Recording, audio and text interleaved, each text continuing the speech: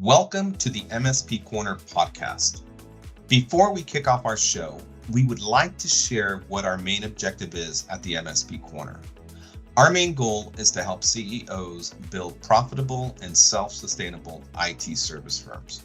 We are not just providing tools for IT firms, we will be sitting in meetings with you to ensure your IT firm stays on track. The first area we are focused on, strategic sales. IT firms are stuck selling technology or IT support. We will provide you with the blueprint so you position your firm as an added value to your prospects. We will have framework on how to sell value so you influence the prospect into selecting your firm. The second area we see many IT firms struggle in is marketing. 90+% of businesses rely on antiquated marketing methods. The most popular choice, word of mouth. We have proven methods on how to attract the ideal prospect. Our framework will include how to become the online authority and be the business influencer for an industry. The third component to our package, scaling. IT firms walk away from opportunities because they lack the bandwidth or skill set to scale. We have lined up reputable businesses so our members can hire on-demand resources that will allow them to scale their business. The fourth area we will offer help in, selecting the right tools. In order to deliver value, you need the right tech stack. Our platform will offer information on products that are the ideal choice for MSPs.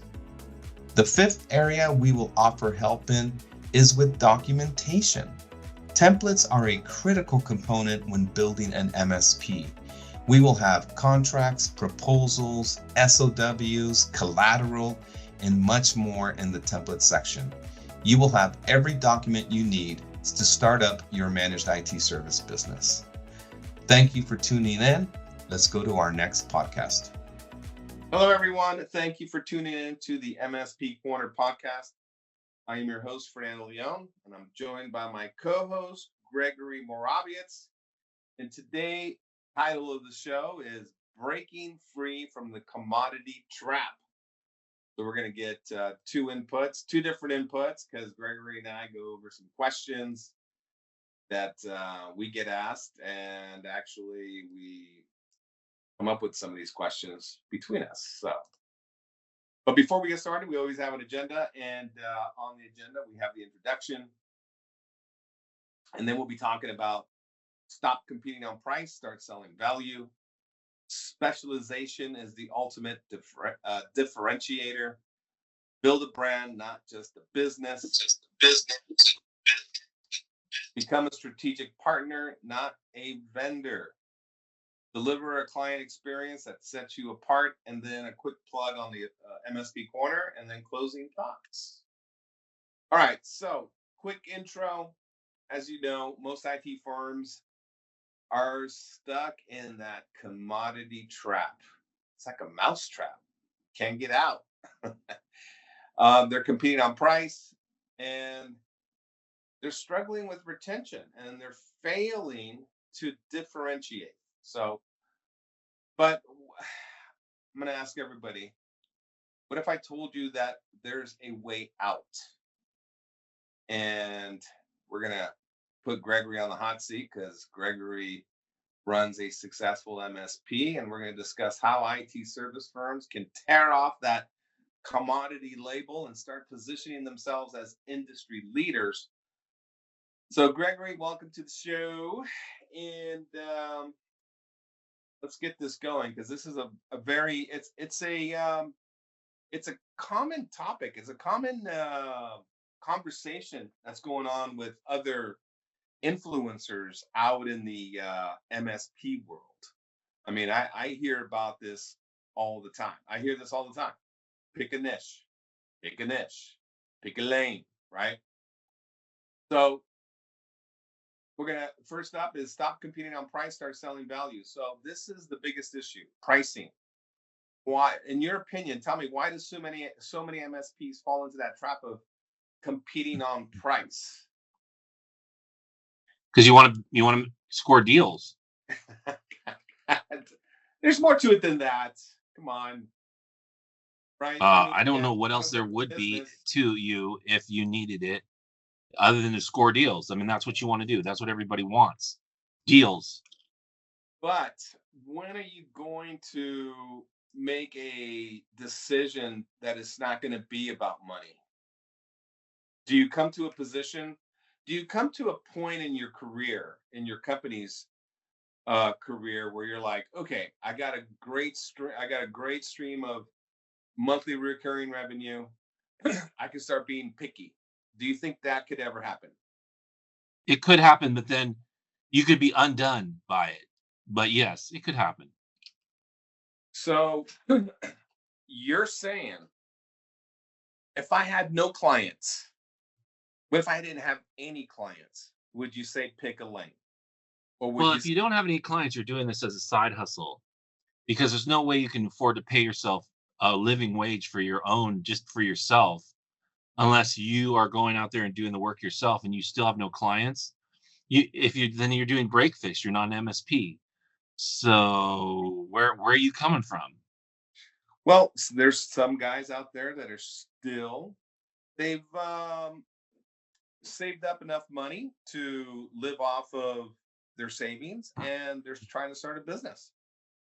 So, what do you tell those guys? And what do you tell guys that are building a side hustle? Well, if say somehow you live in your parents' basement, you don't have any bills, you've saved up a whole bunch of money, you got to get started. It's all about you and your skill set. Are you starting out as an MSP? If so, you're going to have to go to a white source, a white label, or an outsource firm to possibly fulfill the needs that you're going to have from people. Like if you're going to be an MSP, you've got to service this customer. Say you get two or three customers, you're going to have to work them constantly until you hire somebody, or you can't hire somebody because then you'll be back at square zero. So you have to outsource or white label what you're doing in the beginning. And that's what I would suggest to do for someone to do if they didn't have any expenses. If they were doing it as a side hustle, start building your client base out. I mean, if you want to, if you can pick a vertical and go with it, it means that you're in an area that is thick with that vertical. You got to figure out if you are. Like But here, the Silicon Valley's thick with technology companies, but it's not thick in Oregon, for instance. If you're starting out in Oregon, say you're in Portland, yeah. there's not a ton of technology companies up. So if you pick that as the vertical, you're not going to potentially do very well. Well, what do you use? Like, okay, what do you ever buy that's based on a brand? Is there Um, anything you as a personal, in your personal life, where you're like, okay, I'm gonna buy this because I love this brand. well, I buy Ricola cough drops because they're sugar free. They taste okay. They don't make my mouth sore. Okay. They don't cut my mouth up because they're not all jagged. Yeah. I don't It's not that I love them, it's just that they're the best, I guess, out there for me. So Ricola cough drops. Okay. Okay. So that you base that decision because it doesn't cut up your mouth and they don't taste bad. That's right. Interesting. Okay. So what if those were your there were three other options that were less expensive? I may try them. You might try them. What if you don't like them? I go back to my original, but I'd Okay. still give it I do that all the time with products. I give different products different chances. I'll Okay. give something a chance. I'll say, maybe this is better than something else, but I rarely or ever will do that on services. Yeah, no, I know. That's why it's such a that's why I think it's more important with the service to pick a niche and hear me out. Because if you can stand out with everybody else who blends in together, right? When you can stand out and say, hey, Mr. XYZ Corporation, I know you're interviewing three other companies, three other IT service firms, but I only work with medical offices, or I only work with manufacturing firms. I know everything about your SaaS apps and what the how to resolve problems quickly, keep you compliant, CMMC compliant, whatever, right? So would you say it increases their chances, even though they might be slightly more expensive? Yeah, sure. I'll play your little game. Because they might not pick you. You're right. They might say, you know what? I'm going to Too go with the less expensive. expensive guy. I'm going to Yeah, go with yeah, the yeah. less expensive guy. Let's just say they do, because you can't bat 1,000. If somebody finds you online and they call you up and say, hey, we found you, come in and interview with us because we like what we saw on your website, blah blah blah. Okay, great. You go in there. Didn't cost you anything for them because they found you online or whatever. Now, you might not win because you're the most expensive. But what I'm going to suggest to everybody that's listening is, just because you didn't win doesn't mean that it's a no forever. Because yeah, they might pick the least expensive guy. He might come. I would check in every 6 months just to make sure that production isn't being interrupted. They haven't had any security failures. They don't have any concerns, right? Because if you're in touch with the CEO, he's gonna be okay hearing back from you because he's already met with you. So it's not gonna hurt to check in and say, hey, how's the least expensive group doing? He might be unhappy or he might be happy. So I would just encourage everybody, just because you don't win it, you gotta go back and stay in touch with the CEO, because you need to stay in touch with decision makers when you don't win the opportunity. All right. I agree, and I disagree. I can only agree with you because I've seen you do it. I've seen you go back and Yeah.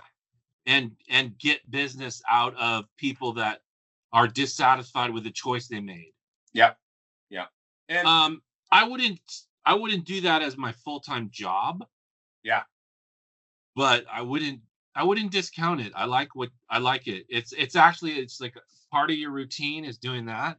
Go Yeah. for it. Yeah. Yeah. Yeah. Um. What's it gonna hurt? Yeah. So how do you feel when somebody says MSPs need to sell value instead of IT support? How does that make you feel? What does that sentence say to you? I like it. I like the idea of it, Yeah. but I also know that it's something that's it's a buzz phrase, not a buzzword, it's a buzz phrase. Yeah. It I've is. seen all of our contemporaries say it, the people who are also influencers or coaches or trainers. I've heard them say it ad nauseum. So I start to not believe it's true, Uh-huh. but I agree. It's definitely I begrudgingly agree with it. Well, you have a lot of there's it's like it's in every industry now. It's like this buzz phrase has taken a life of its own, because other businesses, it's not just it's just not the IT industry. We're talking about other industries that are talking about this same concept. Deliver value. You're not selling a product, you're delivering value. And you could say that with everybody, especially like personal trainers do not sell exercises, they sell a healthy lifestyle. Because like I was telling my daughter, because she sells services to people that are have chronic pain. They have they're just selling these type of health services that are not it's natural healing. And I told her, I go, look, if you have somebody who's on the fence, you got to ask them what their goals are and what outcome they want. Because if they're on the fence because of cost, you got to ask them, how much do you invest in having a healthy body, right? Do you want to be healthy? Because their services, I can tell you this right now, I'm even a testament of it. is I sleep way better at night, and I'm losing weight effectively. I eat normally, but I'm still losing weight because I'm using their services. But people need to, but when you're selling something, you got to talk to them about their goals, their challenges, and what they want in their outcome. And if you could do that in IT services with clients, because most prospects are frustrated with IT, they're unhappy, they have problems, they have challenges, but when you line up Hmm.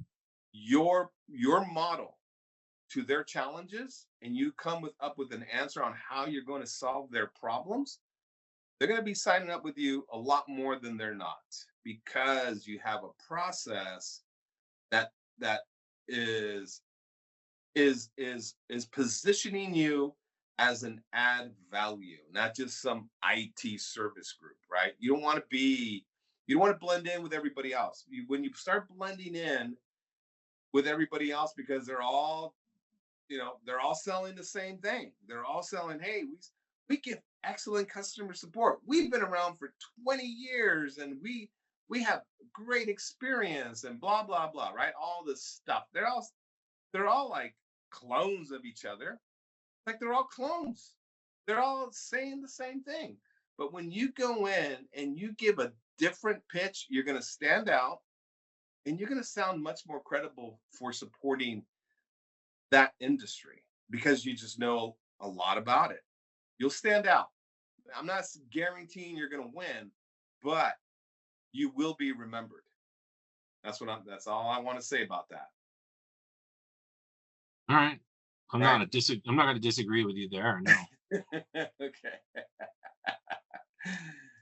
All right, let's jump on to specialization as the ultimate differentiator. And I agree with that. So, and just like I was saying, is I preach I preach this all the time. Specialization. Why do you think IT firms should niche down? Do you think they should, or do you think they should not? Well, again, I've said before, you got to pay the bills sometimes, Yeah, but above and beyond that, yes, they all should niche out. They should all get, a certain point. I think I like your frame of mind. You got to pay the bills. You're right, Gotta pay, and I think a lot of gotta pay these the guys are bills. so good that they'll get plenty of referrals to build up a portfolio that, okay, it's paying the bills, I'm making money, I've got a white label partner, or I got a full-time guy, so one or the other, to offload so they can focus more on their business.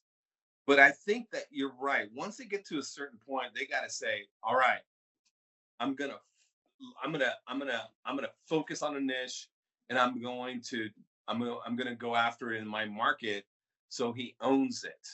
And I'm not, and just so everybody's listening, I'm not saying you're trapped and you just could only support that niche. No, go on to the next industry and conquer that industry, because you can't win them all. So it's definitely and that would be my strategy. So, and it's what we're doing right now. So I'm doing exactly what we preach. So, what are some, because you're the technology guru out here, what are some good first steps for an MSP looking to specialize? What would you suggest are some good first steps? First of all, look at your customer base, see how that looks. If it's all doctor's offices, then it's pretty simple what's going to happen for you. If it's a spattering of this and that, pick the one that gives you the most profit and that you know the most about the technology. Yeah. Other than that, yeah, look at your area. Look at where you are. Are you in the Bible Belt? Are you the Rust Belt? Are you in the technology? Are you in a technology zone like Austin? Are Yeah. you in a biomedical area? Are you in a pharmaceutical area? Where, what's around you? Look at the businesses around you. Are they all insurance companies? Yeah. Look around. Wake up. Well, let me ask you this. So today I had a conversation with a CEO who he's in the same boat. He's got like 10 customers, and it's only him and one other guy, and they're doing just fine. And we sat down and we discussed, okay, who's your best clients and which industry do you know very well? And he goes, you know what? He's like, I know the medical industry really well, and I know the environmentalist industry very well. And he's like, oh, I go, great. Well, which one do you like working with more? He said the environmentalists, because they are not scared, or they don't care about spending money in IT. They invest in IT. And the medical offices, even though they make a lot of money, they don't want to invest in HIPAA compliance, or they just do the bare minimum with security. And they both industries are not high maintenance, but he understands that if there is a security breach, that medical office is going to be up shit creek. But he's had them sign a waiver that he is not responsible if for their network if they do have a breach, because he's made every suggestion to keep them HIPAA compliant and to secure the network. But the environmentalist, so now I'm like, okay, let's get your website in order. So when an environmentalist comes to your site, they see that you support their site and you're talking their pain points. Your website has to have as much information as you can to illustrate that you are a expert in that industry. So he's got to fix up his website, and he's got to get the collateral in line to get it in front of the to at least share additional information if requested. But I thought it was really interesting that the environmentalist is a hot market. So, but I agree with you on the first steps. It's like take inventory of your expertise. And do you think certifications are going to help out, or is there?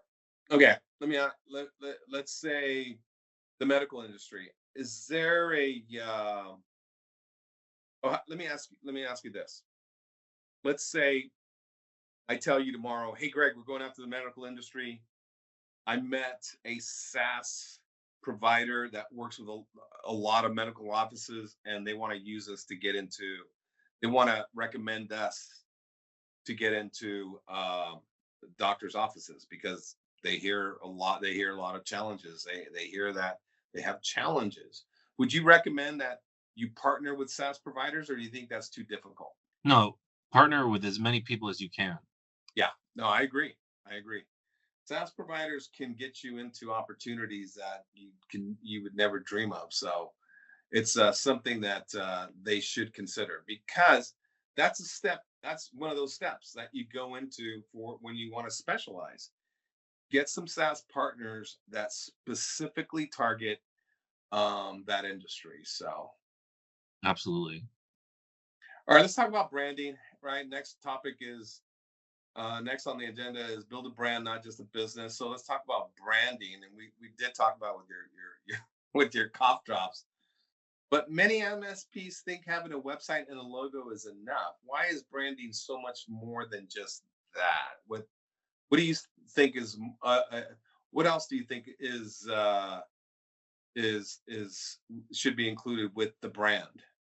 I think branding is a big mistake. I think that branding is a waste of time. A big waste of time is thinking that people are going to come organically to your website. Just it's a waste of time.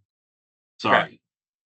So we get a lot of leads from our website because we've been around for 20 years. We've organically grown it to the point where it makes sense now. But I wouldn't suggest a 20-year growth pattern for anybody else.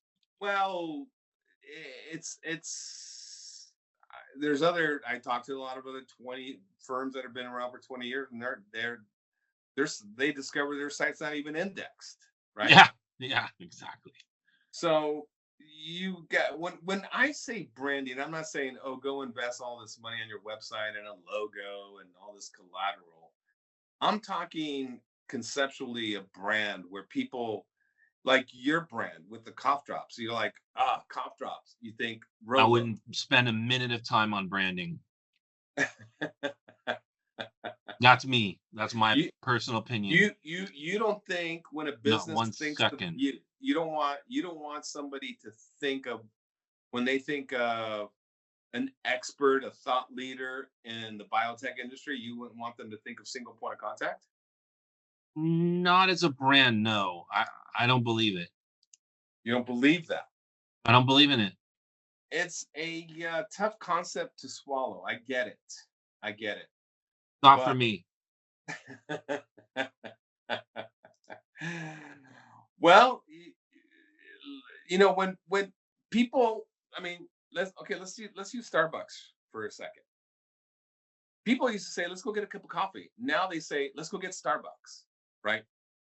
The trendy people, the masses. Yeah, they have Right? money to spend on making that a reality. We don't, we in the MSP industry don't have that money. So you think that Starbucks spent all this money on marketing? I don't think Sure, not one absolutely. bit. Oh, No. they spent maybe billions on marketing. How much money do you think Tesla spends on marketing? They spend as much money on marketing as they need to because you can see Teslas driving all over the road.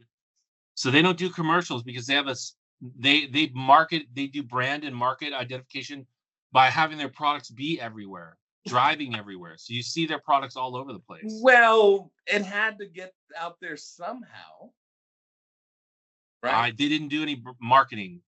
I've never seen a Tesla ad as long as You're I've right. lived. They have never done any marketing. But when people talk about EVs, it's Tesla because Well, I don't agree with that they either. I know when people talk about EVs that they talk about what EVs they've researched. I know okay, that ask Biden somebody didn't recognize Tesla as an EV company when he was giving out the EV awards. when if you ask anybody name an EV car, they're gonna all say probably 9 out of 10 are gonna say Tesla I bet you're because right. I bet you're right. right, that's the brand. They're not gonna say I don't even know other vehicles out there. I mean, Prius is one. You have there's a couple more out there, but Tesla has done such a good job building a brand that they own the market. His competitors are not even close to what he does. But there's a business that hasn't invested $1 in branding, and what they did was they I think their showrooms were a big key in selling their cars, getting their brand out there because they did a really good job with the illustration of the car. When you walk into a Tesla showroom, they do a remarkable job showing you how uh, just how the engine works or the just every intricate part of that car is you could see it right. They do a really good job of illustrating the technology of the car. It's really cool. Have you been in a showroom for Tesla? I have never been in a showroom for Tesla. Yeah, it's really cool. They do a really good job. But I think that was a big selling point. A lot of people walk in there and they're like, "Hey, they're environmentalists. They care about the planet." There's this also this they play. Tesla plays on your emotions, right? Do you care about the planet? Do you want to save the planet? Buy an EV car, right? He was the only one doing it, so it's like there wasn't really another option for people to buy, and he was doing it at a very reasonable cost. He wasn't. I don't agree with half the things you're saying. First of all, the Teslas were very expensive, and then they ended up reducing the price of them because they wanted to get competitive, and because all of a sudden there were a lot more electrical vehicles in the marketplace. When Tesla started out, there were only a couple, maybe two. So uh, he yeah, had the brand power. So yeah, he didn't need to I said that. advertise. It's only I, a couple things to buy. I did say that. I said he didn't have any competition, but what I think, dude, I think cars were only selling for like 40 grand a car. No, no, no. They're like 100 grand for the Roadster. No, well, the Yeah, they Roadster were. is different. The Roadster is Well, that's different. what everyone wanted to buy. Oh, okay. Well, that one's It different. came out with an economy model later on, but like you said, for 40 grand, but that Yeah. didn't do super well. He had to reduce the prices of the Roadster in order for people to pay attention. But again, you're in a marketplace with maybe 2 vendors. Yeah. Who else was against Tesla? You can't even name them. Now Well, there's Chinese electric car companies. There's Rivian. There's the Lumini or something. There's a whole ton of them. yeah, yeah. But Rivian has its own challenges, right? But they're backed by Amazon. I mean, they got billions and trillions of dollars in backing by Amazon. Oh, I didn't know that. Amazon. Yeah, they're owned by Amazon. I mean, Oh, I didn't know that. Oh, sure. yeah, I could see Bezos wanting to compete against Musk on that. It's interesting. That's interesting. Okay, okay. Well, what I wanted to get across was when you build a brand, the you can if you have that luxury where you have so many clients and you have a strong brand, you could charge more. You can demand higher pricing because of the expertise you deliver. So I think that's another reason why a lot of MSPs need to make that decision. Okay, you've got your dozen clients, make a decision, pick a lane, stick to it, and then once you've exhausted going after that market, go after another one. But start building a brand. All right. Next up is becoming a strategic partner, not a vendor. And you've built your MSP by being a strategic partner. How does that shift the client relationship, right? Do they want to meet with you more? Do they meet with you less? How do you position yourself as a partner? Well, what would you tell new IT service providers out there? What advice would you tell them so they position themselves as a strategic partner, not just some vendor? Because remember, vendors bring no value. They just bring you a bill every month saying, pay this, right? And this is when you hear this these conversations. They come to you and say,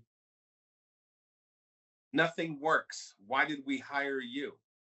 And then when you fix everything and everything works perfectly, they say, we don't have problems. Why did we hire you? Right? So you're like, you can't win.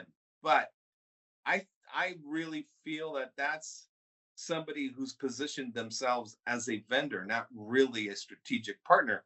Because you know what? Let me give you a good example of my financial advisor. He makes um he makes recommendations for investments in certain areas.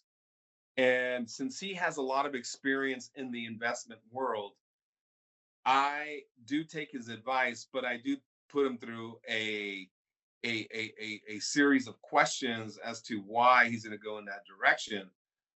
But I value his opinion and I value his experience and expertise. But if he was not doing anything for me, I would question the relationship. I don't know if you have a financial advisor, but what do you think about that example?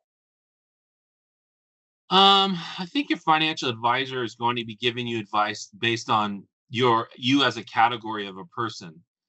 And so he's going to give you advice because you're older, you don't want to do a super large amount of risks, or maybe you told him you're very risk centric. So there are ideas he can give you based on what kind of person you are, what kind of investor you are. I mean, do I believe in financial? I don't really get financial advisors because they can't see the future.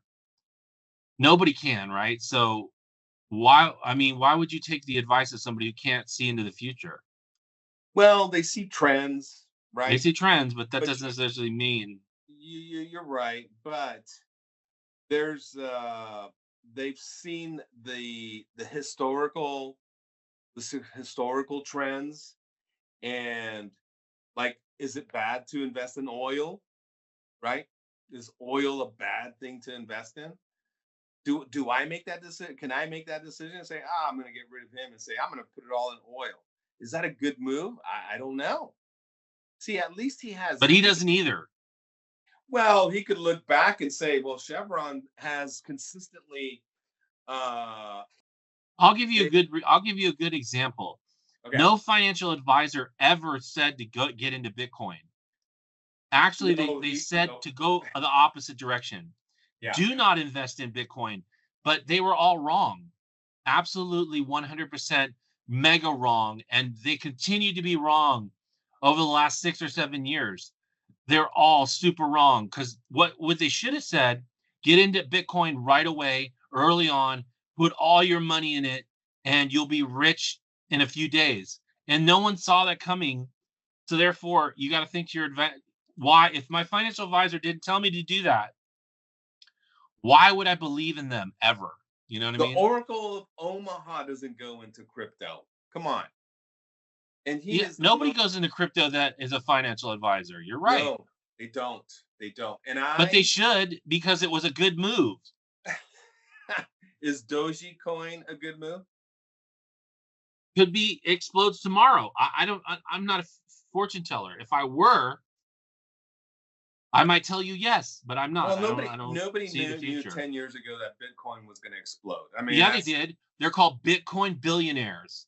They knew, and they're out there and they're buying bananas off walls and for $6 million and eating them. yeah, You yeah. know, they're out there. And you're wrong. There are people out there that saw it coming and understood what it was Well, and they bought heavily into it and got rich off of it. Why didn't any well, financial advisors do that? None of them, not one. yeah. Well, they're very cautious. I'm okay being cautious. I'm okay being cautious. I'm not but we're getting away from But then cautious, that's boring. I could give you financial advice then. If we're talking about being cautious, I could say get into T-bills, get into treasury bonds. I mean, it's just not very. There's no risk involved there yeah. in what I'm going to tell you. Yeah, no, we take a very medium risk type of approach. We like to be safe, and Well, there you go. And you're not going to get rich quick. You're just going to keep moving forward and yeah, yeah, I'm okay not with that. going very far. I'm okay with that. I'm okay with that. I'd rather Wow. be safe than sorry. All But I right. think, but back to the strategic partner, I think you really need to position yourself as a strategic partner. And I'm trying to get, what would you tell IT partners? This is what you need to do in order to be considered a strategic partner. Because I have my own answer. What would you say? To be a strategic partner, I mean, getting in a position where you're you're hard to break free from. If you're a strategic partner, it means that you're in there. They talk about you in meetings. If they're not talking about you in meetings about their need for you and their use of you, then you're nothing to them. Yeah, yeah. Well, firms that build strategic partnerships retain 40% more clients than those that are focused on, that are still stuck on break fix services. That's a number that was I think produced by Gartner. But my suggestion with a strategic partner is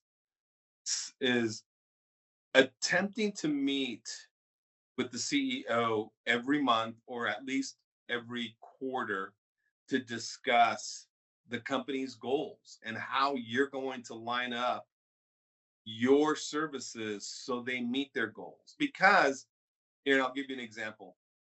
You know, they are they're growing, right? And they got to open up another office in, let's say, in another part of town, and they need to get production going within a month.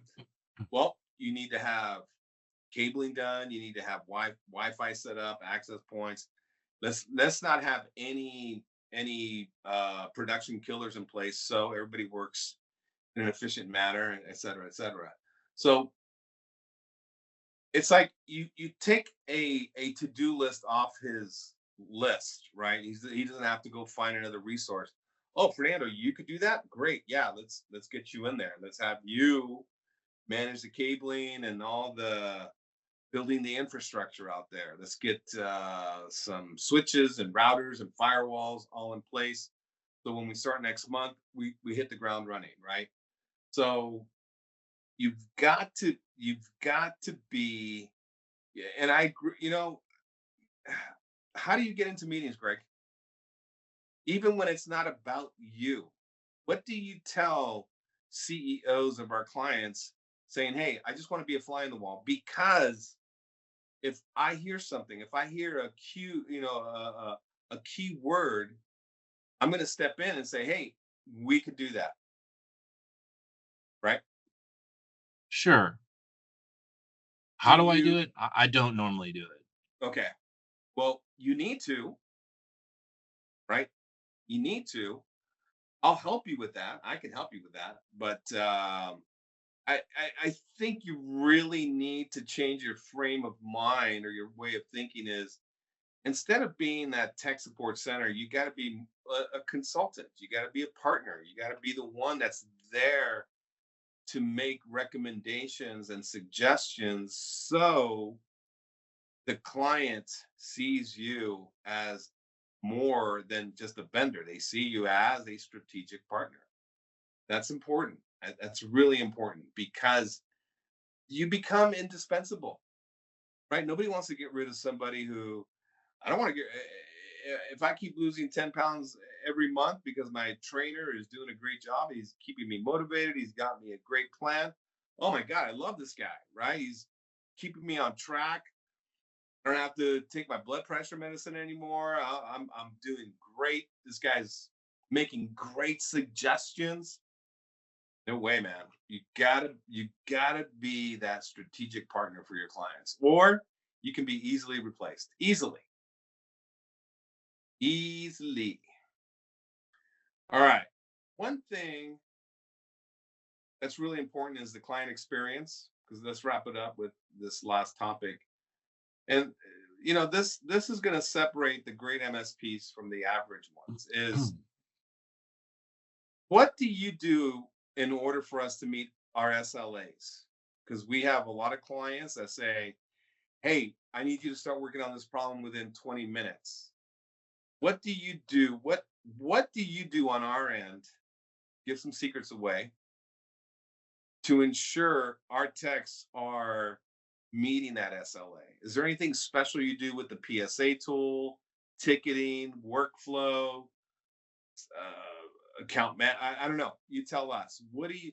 Because let me tell you, firms that respond within 15 minutes retain 90% of their clients in the long term because they're getting to problems quicker. Not that problems are solved within 15 minutes. I'm just saying the client is getting the attention they need within minutes, not hours or days, right? So, what do you do to ensure we meet those SLAs? You have to have business processes in place. You have to have, different processes, policies, procedures. You have to have your house in order really to do Yeah, that. It's not easy. yeah, So that's what I do. good, good. All right, well, that was my last topic, so I'm just going to do a quick plug on MSP Corner. It's that we're on a mission to deliver valuable content to our members, and like, well, I don't know if many of you know if you're first time hearing this, but we're founders of an MSP, and we know the struggles many of you guys go through, and it's the reason we built this platform. So it's designed to help guide you through these challenges, and we want to offer you frameworks that solve that marketing challenge, selling challenge, and line up resources to help you with outbound campaigns, SEO, PPC, and much, much more. And the closing thoughts is I appreciate you, Gregory, coming in and having, giving the audience advice. right? Because this commodity trap is real, and if you don't get out of it, you're going to stay trapped for a very long time. So thank you for joining us, and I'll close with a thank you for listening. And don't forget to sign up to be a member on the MSP Corner website, which can be found at www.mspcorner.com. Please share our link with the CEO who will find our information beneficial to their business. All right. Thanks again. Have a great day. Thank you for listening, and don't forget to sign up to be a member on www.mspcorner.com. Please share our link with the CEO who will find our information beneficial to their business. Have an awesome day.